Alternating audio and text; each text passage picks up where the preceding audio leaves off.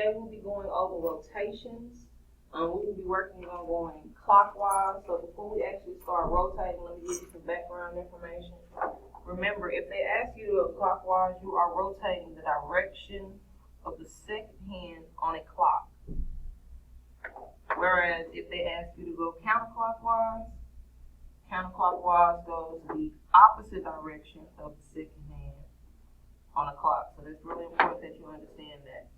Another piece of information that you need is 90 degrees. Okay, this is quadrant 1, quadrant 2, quadrant 3, and quadrant 4. Okay, each quadrant is 90 degrees. So that means it's 90 degrees in this quadrant, 90 degrees here, here, and here. The reason why it's 90 degrees is because each quadrant forms a right angle. Alright, so you need to know that when you move one quadrant equals 90 degrees.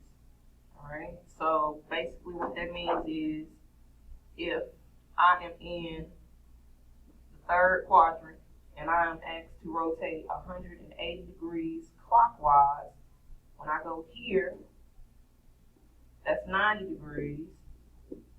And then when I go here, that's another 90 degrees, which will give me 180 degrees. Alright? So the example states triangle DEF has vertices D, which is negative 4, 4, E, negative 1, 2, and F, negative 3, 1. Graph the figure in its image after a clockwise rotation.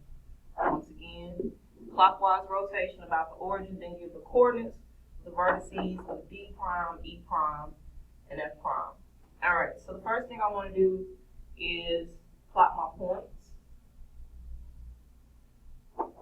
Alright, so from the point of origin, I'm going to the left 4 and up 4.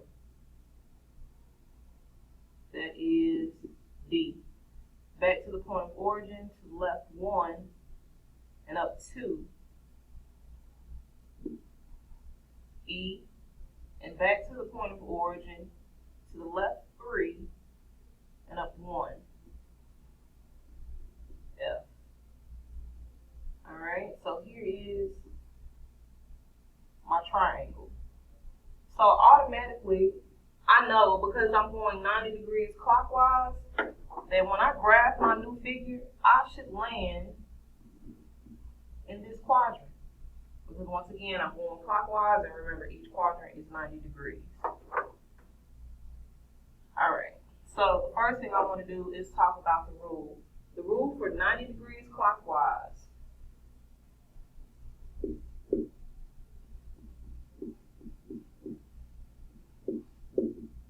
You're going to switch the X and Y.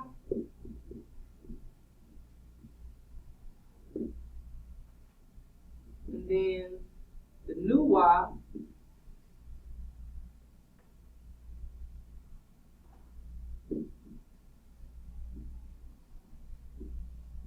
goes to the opposite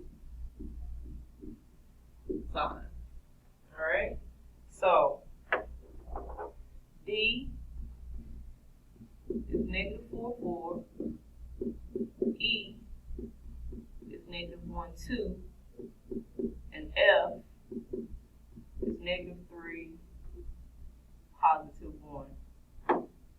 Alright, so when I get ready to rotate, I'm going 90 degrees clockwise. Alright, so D prime, you're going to switch the X and Y, and Y goes to opposite signs. So instead of it being negative 4, it is positive 4. Alright, E prime, switch the X and Y, and then your new Y goes to opposite signs. So instead of it being negative 1, positive 1. And finally, F prime, switch the X and Y, and then your new Y goes to your opposite sign. Alright, so the first thing I can do is I can kind of check over my scratch work. I see that my signs for my new points are positive, positive. They told me to go 90 degrees clockwise. So in quadrant 1, I have positive, positive. So far everything looks okay. All right, so now I go and I plot these points. D prime, I'm going to the right 4 and up 4. D prime, back to the point of origin, to the right 2 and up 1. E prime,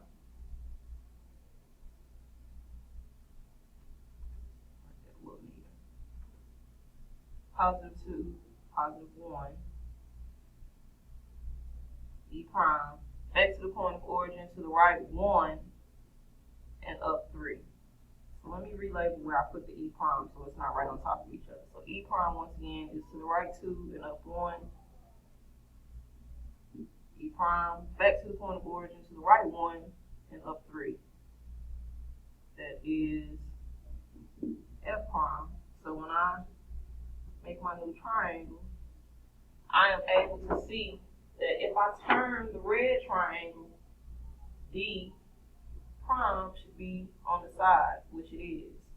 And then your E will go to the bottom, which it is, and F prime is on the side. So you actually turn this triangle 90 degrees